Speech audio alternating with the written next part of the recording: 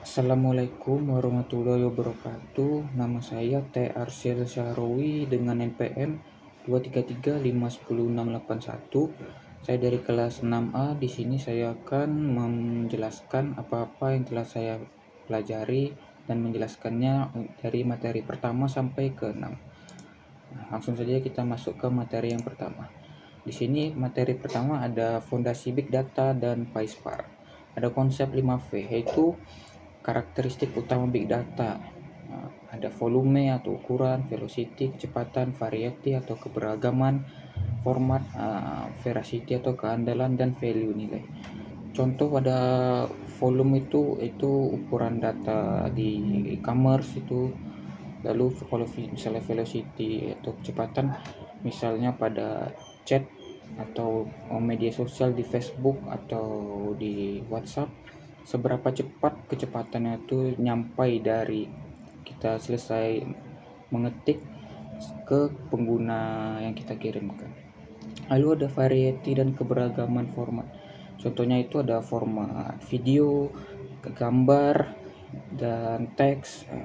Ada pada YouTube misalnya yang memakai video, ada chat misalnya pada WhatsApp. Lalu ada keandalan. Keandalan ini apakah datanya itu asli atau tidak, kualitasnya tuh konsisten atau ada gangguan enggak sih. Kalau misalnya value atau nilai itu apa yang kita dapatkan dari data itu. Lalu ada Apache Spark. Apache Spark ini adalah framework dari pemrosesan data terdistribusi berbasis in memory atau biasanya dia di RAM. Berbeda dengan Hadoop, DFS itu dia menyimpannya di hard disk yang mana lebih lambat dibandingkan dengan RAM.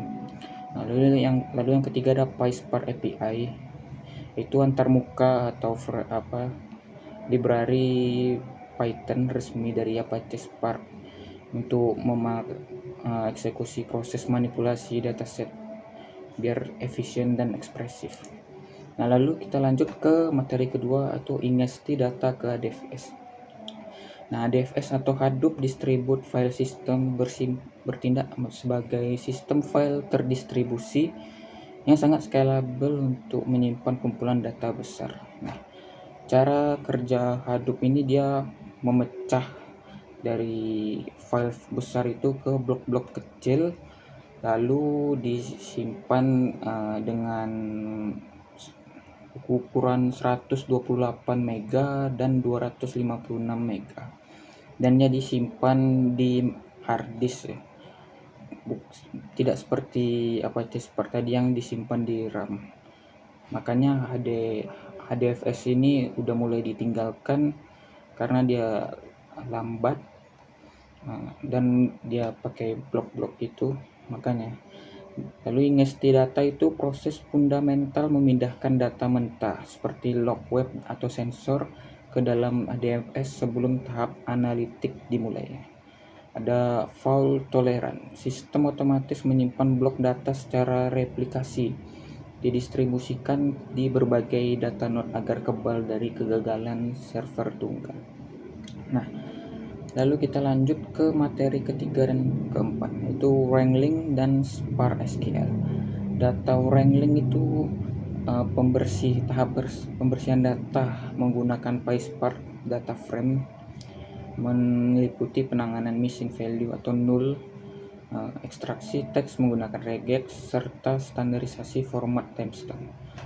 Lalu ada Spark SQL Engine, modul Spark yang mengizinkan eksekusi query SQL standar ANSI pada data terdistribusi. Setiap query dioptimalkan secara otomatis oleh Catalyst Optimizer. Lalu yang ketiga ada analitik relasional. Dia Spark SQL mendukung pemrosesan logika bisnis yang rumit seperti penggabungan berbagai tabel, multi-table joins, fungsi agregasi massal hingga perhitungan berbasis window function. Nah, untuk pertemuan kelima ada optimasi kinerja Spark. Nah, tadi kita menyebutkan kenapa HDFS mulai ditinggalkan dan orang menggunakan Apache Spark. Nah, ini yang pertama ada caching dan persist ya. Dia perintah krusial untuk menyimpan data frame yang diakses ke dalam memori RAM. Karena dia RAM itu sangat cepat dibandingkan dengan hard disk, makanya pemrosesan data lebih cepat. Walaupun sekarang sudah tersedia SSD ya yang lumayan cepat, tapi masih belum bisa bersaing dengan RAM yang sangat cepat. Lalu ada format per queue, menggunakan format penyimpanan data berorientasi kolom bawaan Hadoop. Sangat terkompresi dan cepat untuk proses operasi analitik. Lalu ada execution plan, kemampuan mengevaluasi efisiensi rute pemrosesan Spark, logical dan physical plan melalui perintah pemantauan atau .explain. Nah, yang keenam atau yang terakhir ada RDBMS versus NoSQL, dalam kurung MongoDB.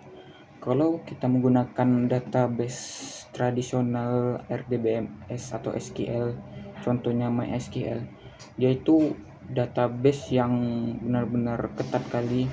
Kita harus mendefinisikan struktur kolom dan tipe datanya.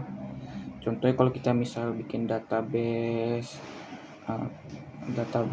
toko buku. Nah, toko buku itu harus kita definisikan ID-nya, nama bukunya, judul bukunya, tahun rilisnya, dan sebagai macamnya. Nah, terus relasi antar data mengharuskan kita memecah data ke banyak tabel sehingga membutuhkan operasi join yang berat. RDBMS juga tidak secara native didesain untuk menyimpan array atau data bersarang. Nah, lalu ada NoSQL atau MongoDB. MongoDB menggunakan paradigma document oriented database atau bersifat schemaless. Nah, dia itu tidak seperti RDBMS yang kaku. Kita bisa langsung membuat database-nya tanpa mendefinisikan struktur kolom dan tipe datanya.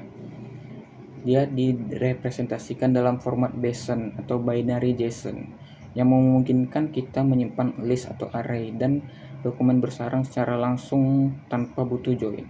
Nah, kalau diibaratkan itu RDBMS itu kayak rak buku, bukan rak, ya rak. Di dalam rak itu ada laci-laci, ada 5 laci lah misalnya, dan setiap laci itu untuk dokumen-dokumen. Nah, harus kita urutkan. Kalau laci pertama warna merah, laci kedua warna biru, laci ketiga warna kuning, dan sebagainya. Nah, berbeda dengan NoSQL. NoSQL itu ibaratkan kayak gudang itu gudang kosong, jadi bisa menyimpan banyak barang. Nah, kita taruh kotak-kotak, terserah kotak apa aja. Makanya karena itu kalau bedanya RDBMS itu harus sangat ketat kali, sementara NoSQL bisa langsung kita buatkan. Nah, lalu untuk contoh kode programnya di sini saya menggunakan pertemuan ke-6 yang membahas tentang sistem konservasi kebun binatang. Di sini install dulu pmongo-nya, lalu mengambil library Mongo client. Nah, lalu di sini untuk setup koneksi dan membuat database. Nah, di sini membuat kliennya konservasi ZooDB. Lalu DB-nya itu disimpan dengan variabel koleksi hewan. Lalu kita print koneksi berhasil. Kalau tidak berhasil, kita print error koneksi. Nah, lalu kita bikin datanya, kita masukkan datanya. Nah, data hewannya ini ada nama hewannya Leo, spesiesnya singa Afrika, dan lain-lainnya. Ada 3 data sini. Lalu kita masukkan database koleksi hewan yang kita buat tadi. Data hewannya kita masukkan ke koleksi hewan. Kita insert data hewan ini ke koleksi hewan. Lalu kita masuk ke yang ketiga, membaca atau mencari data dengan filter. Nah, di sini filternya itu ada GT ya, greater than atau besar dari, kita mencari hewan dengan biaya makan di atas 1 juta per bulan. Nah, sini kita gunakan fungsi for. Untuk hewan di koleksi hewan, cari biaya makan bulanan yang besar dari 1 juta. Kalau ketemu, kita tampilkan nama hewan, spesies, biayanya berapa. Nah, ini lalu muncul hasilnya, proses hewannya. Kita mencari di atas 1 juta, keluarlah pertama Leo, nama hewannya Leo, spesiesnya singa Afrika, biayanya 2.500.000, dan yang kedua ada Gary atau jerapah, biayanya 3.500.000. Nah, kalau kita lihat sini, ini benar ya, karena ini di atas 1 juta dan yang ketiga ini di atas 1 juta. Sementara ada satu lagi hewan namanya Momo, tapi biaya makan bulanannya 800.000, sementara kita meminta yang 1 juta. Maka ini berhasil. Lalu yang keempat, kita update data atau menambahkan array dengan push. Nah, lalu kita masukkan, kita koleksi hewan, database koleksi hewan tadi yang isinya data hewan ini, kita update salah satunya, update one salah satu dengan nama hewannya Momo. Lalu kita push atau kita update yaitu riwayat vaksinnya menjadi vitamin C. Kalau kita lihat di sini tadi Momo riwayat vaksinnya itu tetanus. Lalu kita ubah ke vitamin C. Lalu kita print atau kita tampilkan.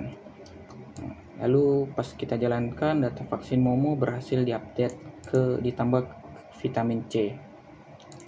Nah, yang terakhir ada delete data. Ini misalnya si Gary jerapah dipindahkan ke kebun binatang kota lain. Nah, kita ambil database tadi, koleksi hewan, kita delete salah satu dengan kondisinya nama hewannya itu Gary. Lalu kita tampilkan data Gary berhasil dihapus dari sistem karena pindah lokasi. Lalu kita tampilkan hasilnya. Untuk hewan di koleksi hewan, cari tampilkan hewan. Nah, di sini sudah terlihat kalau hasil akhirnya cuma ada 2, yaitu ada Leo dan Momo. Sementara si Gary tadi sudah hilang. Ya.